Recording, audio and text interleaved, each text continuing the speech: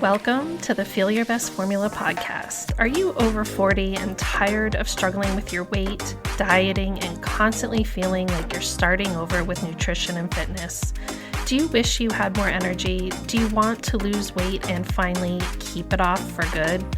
I'm Lil, a certified nutrition coach and former registered nurse. I too have been there, and at the age of 44, I decided I was done with fad diets and chasing a lower number on the scale. I was so tired of constantly starting over and wondering why I couldn't get lasting results. I became a nutrition coach and created the Feel Your Best formula for women who want to build muscle, lose fat, and keep it off for good. If you're ready to build a better relationship with food, the scale, and your body, let's build your formula for feeling your best. If you're new here, make sure to check the episode details for the link to my newbie starter guide. You'll receive an email straight to your inbox with everything you need to start building your Feel Your Best formula. I'm so glad you're here. Now let's dive into today's episode.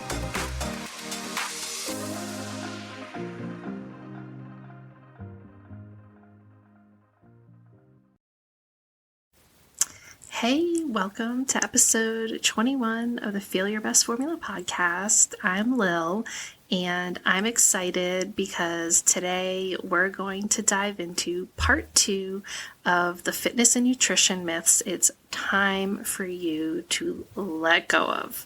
Now, I already shared the first 3 myths to let go of in episode 20.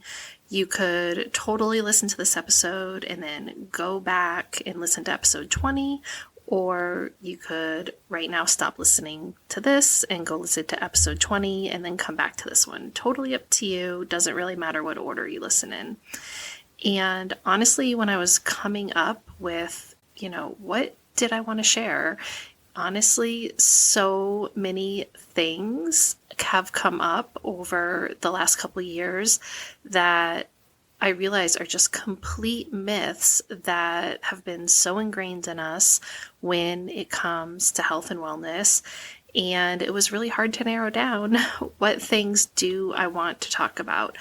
But I decided, let's talk about the things that are going to have the most impact for you, that you can listen to this episode and you can immediately start thinking differently, maybe start making some changes to the way that you're eating or the way that you're working out.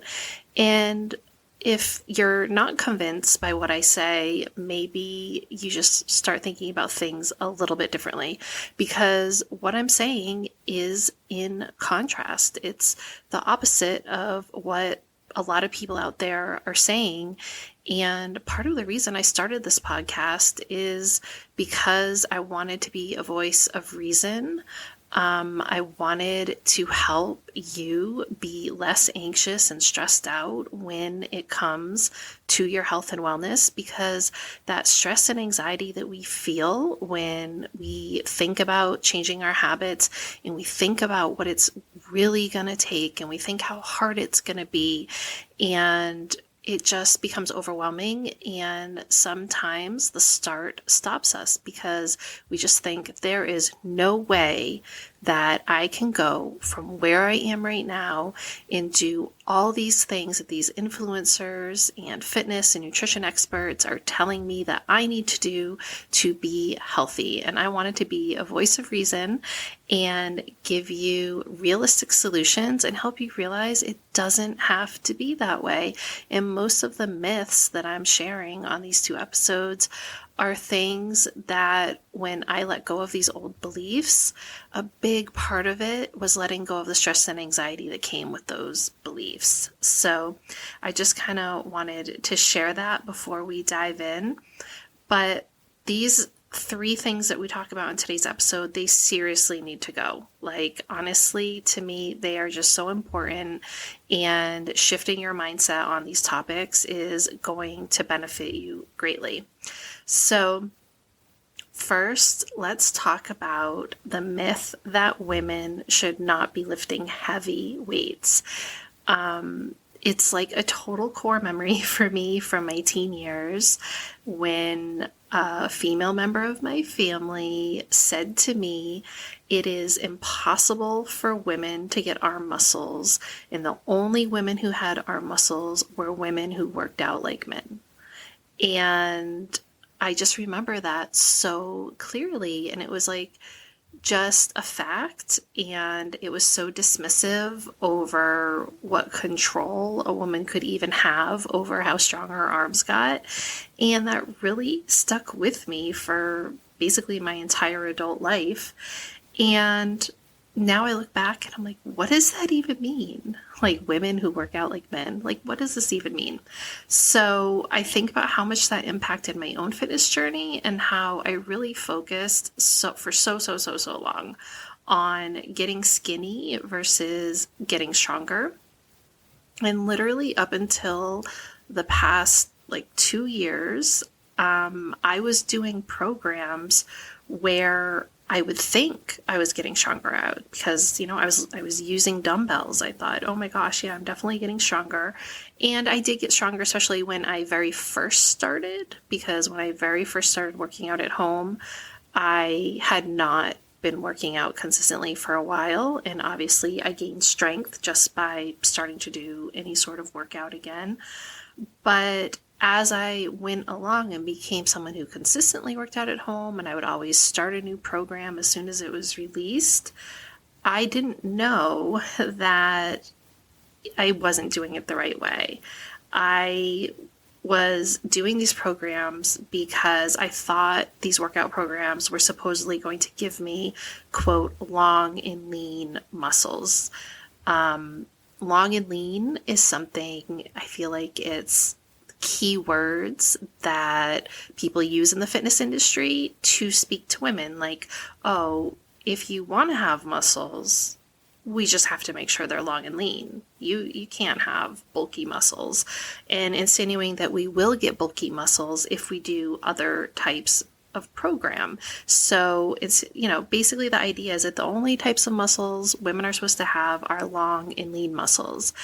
And I don't know about you, but what comes to mind is like Jennifer Aniston in the early 2000s and her Pilates routine. Like, I totally tried to do all that. When I think back to the various trends in health and wellness that I've followed over the years, I think back to how, sorry, that was a little notification. Hopefully I can edit that out. So when I think back to the various trends in health and fitness that I followed over the years, I think about how it really started with aerobics classes in high school, which again was like all cardio, no weights. Then in college, I tried to do the treadmill and tried to learn how to run on the treadmill. I had a friend that would like take me with her to the gym at college. Never really got very good at that, to be honest. And then after college, I got married shortly after college, and Mike and I would go running together. And then I would also do Pilates. I tried to do Pilates for a really long time. I still, I think Pilates is great. I'm not knocking Pilates or running. Just saying I never really focused on anything when it came to strength or strength training. I got into group fitness classes when I joined the gym. And yes, we lifted weights in there, but the pace of it wasn't really something that's conducive to really getting a lot stronger. And I was really into triathlon training for a while there. And side note, the swim was always my favorite part of the triathlon. I just don't enjoy cardio. I don't enjoy running. I don't enjoy riding my bike that much. So I did a few triathlons, and I'm really glad I did them. I think it was a real, personal growth experience. I think if you ever have the opportunity to do some sort of competitive event where, let's be honest, I was just competing against myself, but those can be really great, just tests of your character. You learn a lot about yourself when you do those types of things. So I'm so glad I did that. But again, that was all like cardio focused. And then when I started doing home workouts, it was with dumbbells. But let's be clear, there's a major difference between dumbbell cardio and actual weightlifting. So the difference here is with dumbbell cardio, you're using weights. So you're probably using 3 pounds, 5 pounds, 8 pounds, 10 pounds, maybe 15, maybe 20 pounds, but not really lifting super heavy, and you're probably more likely to be getting like sweaty and having a high calorie burn, probably a lot of compound moves. But you're gonna reach sort of a plateau with your strength. Because when you're doing compound moves, say you're doing a move that is squats, bicep curls, and an overhead press or something like that, where you're like moving all these body parts throughout what's considered a single move, compared to traditional strength training where you're just doing the squat. And when you're just doing a squat, you can go ahead and you can pick up like a 50 pound, 60 pound weight. You could get a hex bar and put 100 something pounds on there, and you can really challenge yourself to the point of exhaustion. And that's how you build muscle, when you really challenge yourself to the point of failure. But if you're doing dumbbell cardio and you know you're going to have to lift that weight over your head in addition to doing the squat, like, are you going to be able to do that with 100 pounds? No, you're not. So a compound move, I mean, there's a place for them, but they're more of a cardio workout rather than a strength training. And it's not to say that you won't get stronger doing those programs, but at some point you have to realize there's going to be a limit, because you're not going to be able to lift as heavy with the upper body as you are the lower body, and that's going to limit you. So those were the bulk of the programs that I did over, the past 8 or 9 years, where it was compound movements with lighter weights. And, I didn't know at the time that I really should not have been eating in a calorie deficit while I was doing those programs. Every time I would start a program on day one, it would be, okay, we're going to do this new workout program, and we're going to be on a diet, and we are going to be, following a plan, trying to lose weight. And those two things do not work. Okay. So there I was lifting weights, doing workouts, but the reality is that I wasn't maximizing the benefits I could have received from focusing on building muscle instead of weight loss. And I thought I was working towards this long and lean look, but the fact is I'm curvy and I need to embrace that. And I have short legs, a long torso, and no one is ever going to describe me as long and lean. So why was I chasing that goal? So about 2 years ago, I started to follow some different trainers and some different women who lifted weights on Instagram. And these women were lifting heavy and they looked great. They weren't like bulky or, this idea that I had in my head was like, oh, I shouldn't lift heavier than like 20 something pounds because then I'm going to start to look bulky. So I'll never forget, I saw this one 15-second Instagram story of a woman using a 40-pound weight to do a bent over one arm row. And I was like, whoa, what? Because the programs I had been doing, I don't think I ever lifted more than 12 or 15 pounds. And the trainer I was following for sure never lifted much more than that.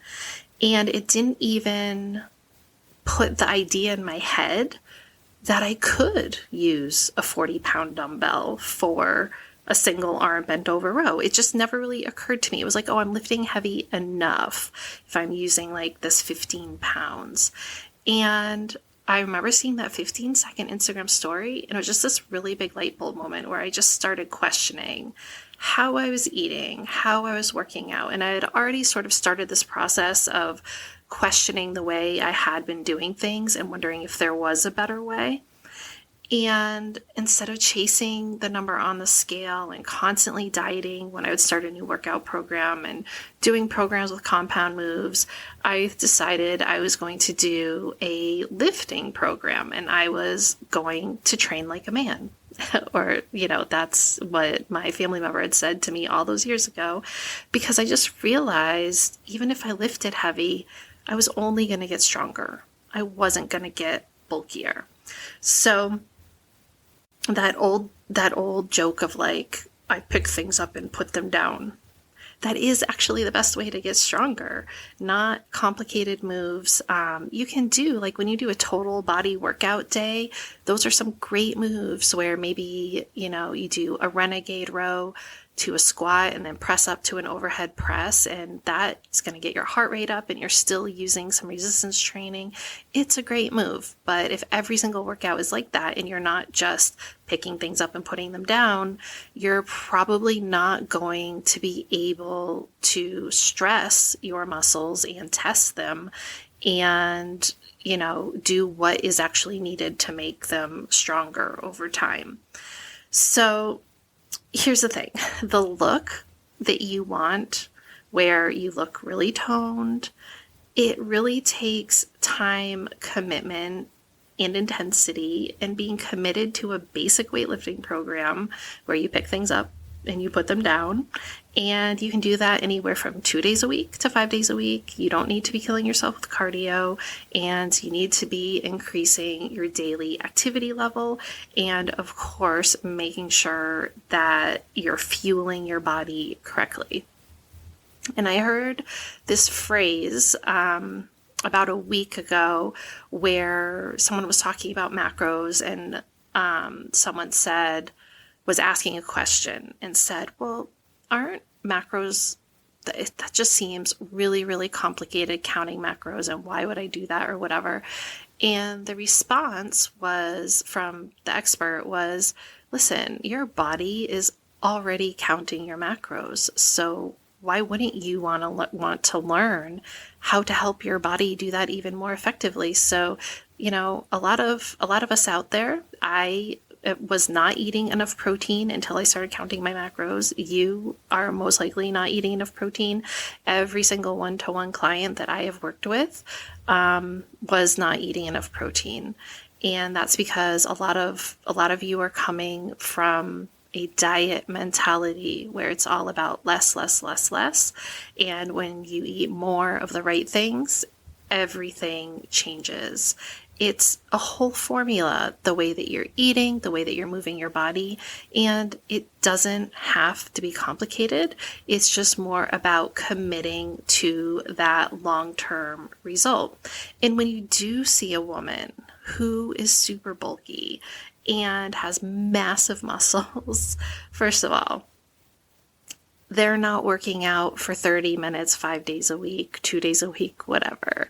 They are spending their life in the gym. They're putting in a lot of time and effort. It's basically their job. And they're probably doing a lot of extra things that you have no interest in. They're probably taking a lot of extra supplements. Who knows what they're doing? You are not going to end up looking like a female Arnold Schwarzenegger by working out 2 to 5 days a week for 30 minutes to an hour each time. Like, it is just not going to happen.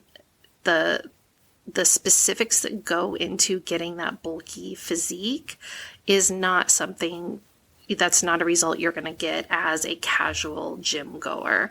It requires massive amounts of food and like all kinds of things. So you're not going to get bulky. And the health benefits of getting stronger, especially for women, the list is endless, but I just want to highlight the benefit to increase bone density and having better balance and coordination with decreasing your risk of falls. And also you need to counteract the muscle mass as you age.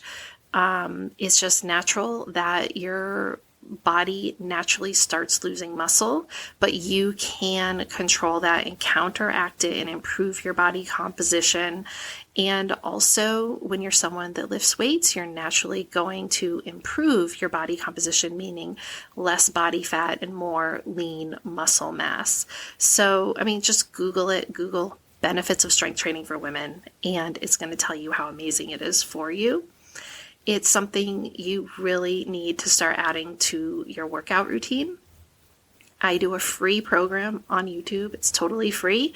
I do and have over the years invested in a really substantial home gym, but I do have on my website a blog post with recommended home gym equipment, and you can invest for a few $100s. You can get the weights that are adjustable, where it's like anything from 5 pounds all the way up to 50 something pounds.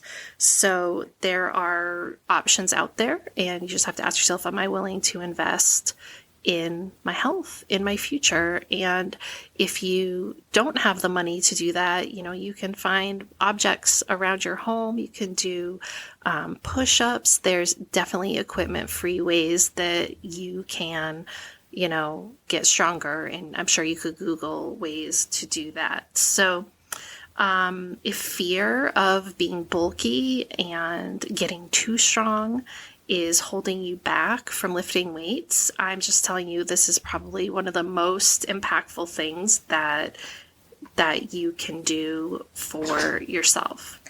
Listen, it does take a lot of time. It can take a female months to just build a pound or so of muscle, but you can lose 10 pounds in a month. So I understand why building muscle isn't something you see being promoted as much as weight loss. But if you take the time to build the muscle and you build up your lean muscle mass in your body, you're going to weigh a little bit more, but you also get to eat more food. If you decide to lean out and reveal more of that toned muscle, you can do that as well. And just know that overall, your body is functioning in a really optimal way. It has been an absolute game changer for me as someone with arthritis and some underlying issues like scoliosis, where I used to have a ton of flare-ups. Since I started focusing on weightlifting, I have never felt better. And I really just make sure I listen to my body and take that recovery time as needed, not feeling like I need to keep up with someone else's pace. And it has just been the most beneficial thing I've done for myself physically and mentally. So if you're willing to put in the work, you have the patience, that's where you can really find your best body, that strength. And actually, if you do have a lot of weight to lose and you're new to weightlifting, you can really be in a unique position to capitalize on your ability to build muscle while you lose weight. One of my one-to-one clients this week is in this position, and I was so excited and encouraging to her in saying, listen, this isn't true for everybody, but you're in this really cool position where you can focus on losing body fat and building muscle at the same time, which I think is just so cool and so exciting. So can we please just let go of this myth that strength training is just for the guys? And I'm proud to say I'm now lifting 25 pounds for my bent over row, and I'm not going to stop until I get to 40 pounds. And I know it's going to take time, and I'm willing to put in the work and have the patience. And it's really exciting to focus on how much weight and how much more weight you can lift rather than always just being obsessed with seeing the scale go down. Okay, so that was a lot, but honestly, it's so important, and I hope you really find this helpful and maybe take that leap to start learning more about lifting and even getting started with a program. So let's move on to myth number 5. And this one is actually embarrassing to me. I didn't even really want to talk about it because I'm really admitting to you how wrong I was for so long. But we've got to talk about the myth of detoxes. And I for sure fell for it. I've done detoxes. I used to think that drinking lemon water when I woke up in the morning would somehow detox me. And I know so many of you have thought that apple cider vinegar will detox your body if you take a shot of it. And these are all myths, and it's nonsense. The fact is, if you have a functioning liver and functioning kidneys, that's all the detoxing that you need. So many companies try to sell you on this idea that you need to detox, that there's like these bad things in your body, and following their cleanse or drinking a tea, or the one I used to do, which actually, of all of them out there, it's not quite as terrible, but it was basically a 3-day program with protein shakes, veggies, fruit, and healthy fats, but very low calorie. And the fact is, no food is actually capable of detoxing you in any way. It's the job of your liver to filter your blood, and it's your kidney's job to remove waste from your body. And they're going to do this no matter what you eat. So whether you eat a Twinkie or whether you eat an apple, they're going to do their job, and they're not judging you for what you're eating. Of anything that you're consuming, let's talk about what actually is toxic. Alcohol is probably the most toxic thing you put in your body, and you probably may not even think twice about it. It's literally a toxin, a poison, and it's classified as a class 1 carcinogen. So meaning it is directly related to giving people cancer. So yeah, I'd be a lot more worried about what alcohol is doing to my liver than I'm going to worry about eating a burger or ice cream. And if you need to detox from alcohol or drugs, that is one thing. But drinking juices or eating certain foods is in no way going to detox anything from your system. Those are two very different types of detoxes.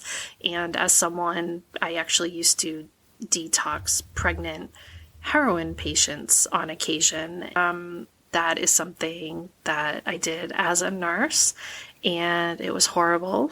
And that is a true detox where your body is having to get rid of this poison that is in your system, and the food that you're eating is not even anywhere on the same level of toxicity to your system than things like drugs and alcohol. So why put yourself through it? These detoxes, you're often ravenous, like super low calorie, and there's no benefit to them. And I will be the first to admit that when I would do the 3-day detox, I would think, oh, it's doing something really great, because I would lose like 2 to 6 pounds. I used to do it a couple times a year, and I would lose like 2 to 6 pounds every time I did it.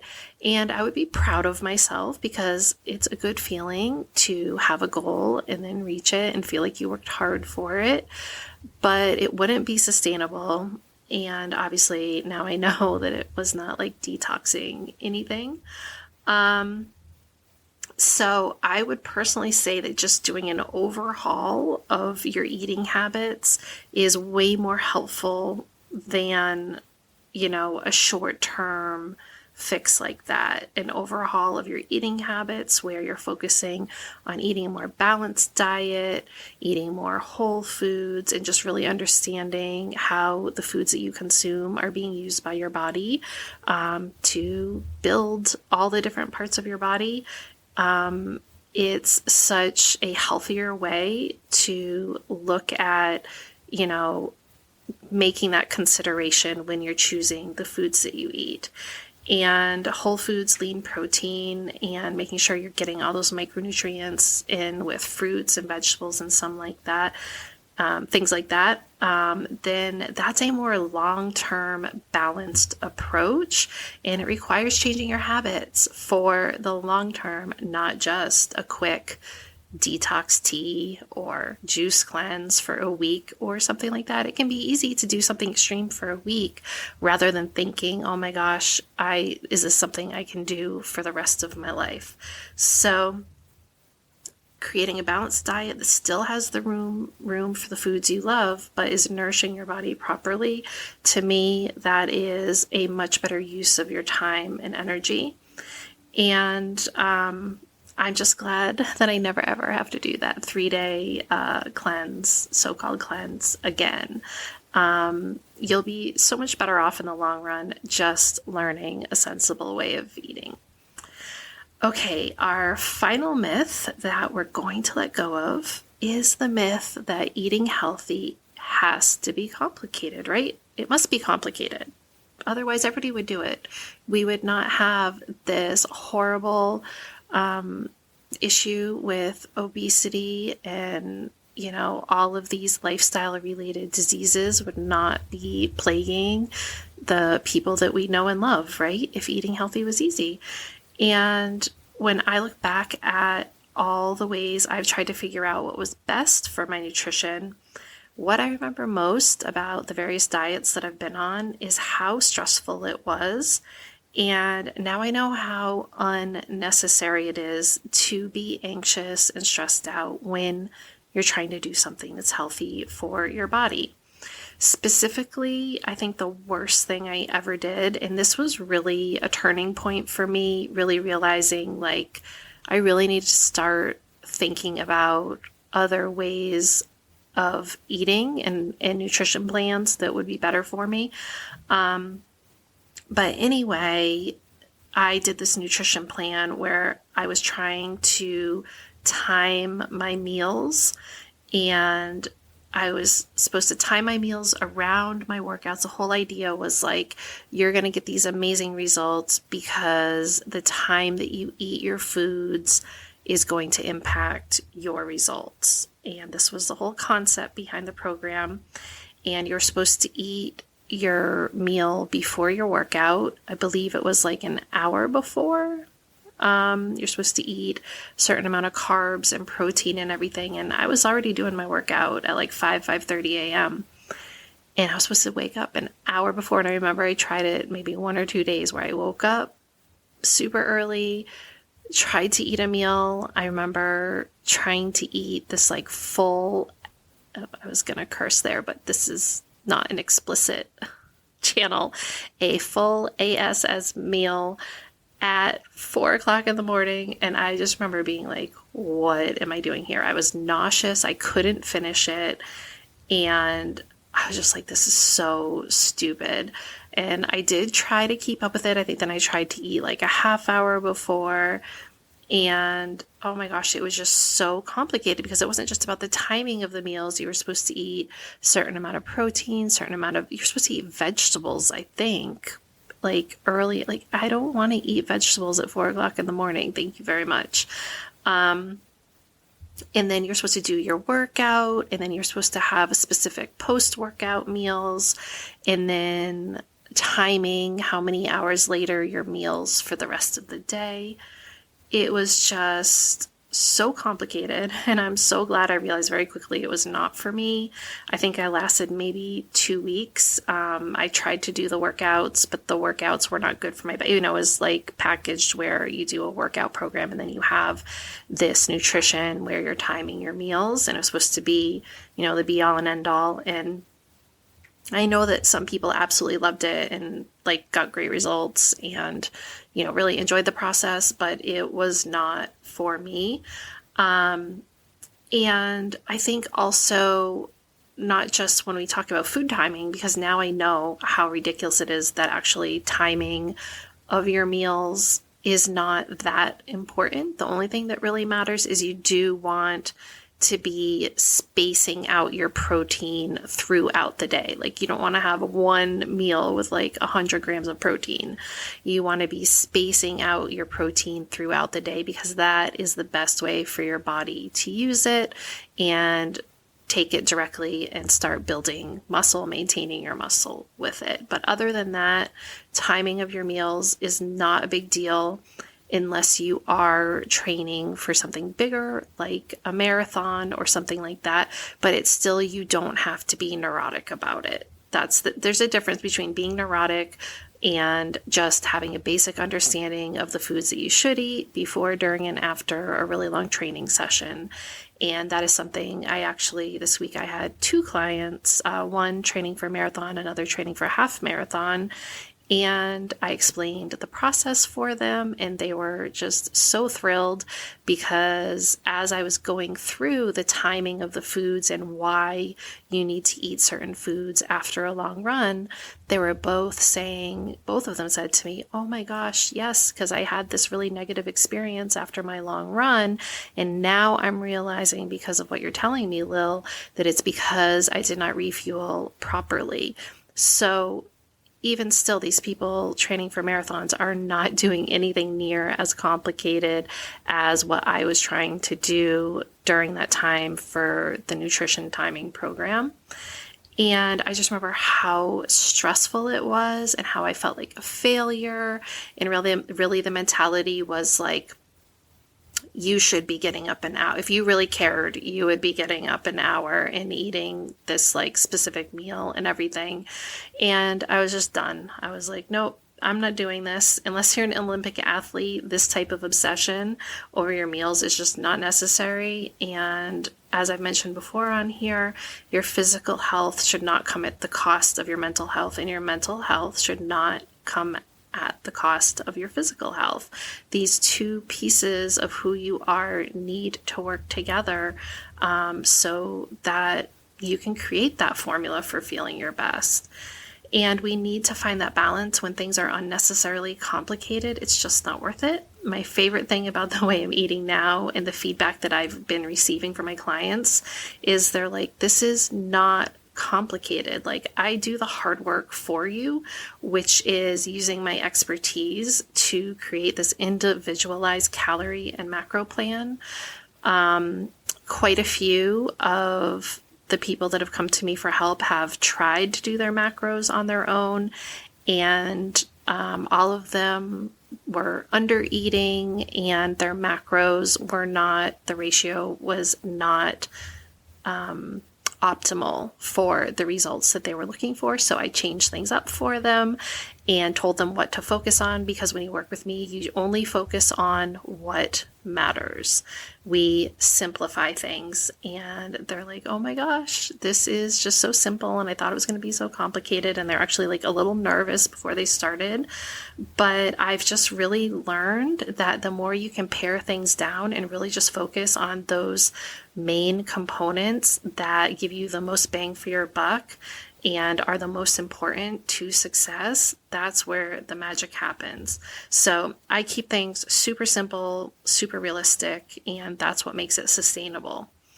I was definitely the type of person who tried to figure things out on my own, and I was in the process of trying to do calorie and macro counting before I got my certification.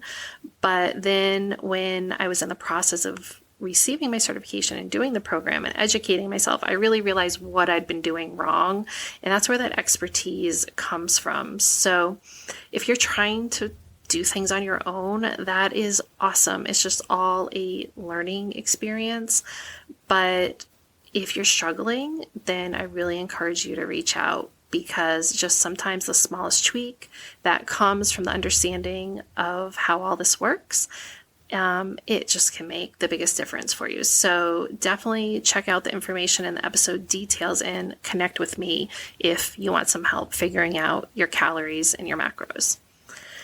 Okay, so those are our final myths. We've done it. We've actually gone through 6 total between these 2 episodes, and these last 3 are that muscle building is not for women. Not true. Ladies, go out there and pick up those weights. And number 2, that detoxes actually are beneficial in any way. I mean, we shouldn't even call it a detox, because it's not detoxing you. You should call it starving yourself unnecessarily is really what it is.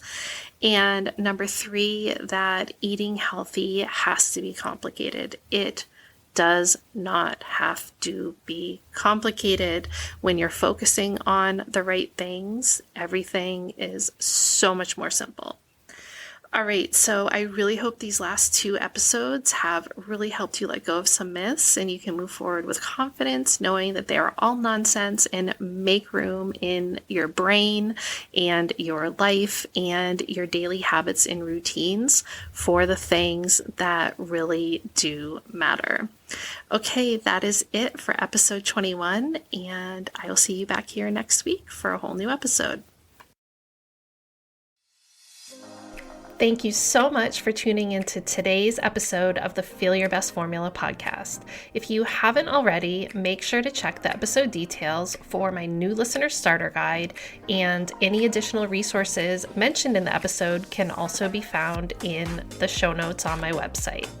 You can always find me on Instagram at Macros with Lil, and for more healthy lifestyle tips, recipes, and information on my one-to-one and group coaching services, make sure to check out my website. All the links can be found below. If you know someone else who is ready to start building their formula for feeling their best, please share the love and send them a link to the podcast. I hope you found today's episode helpful, and I'll see you back here next week for a brand new one.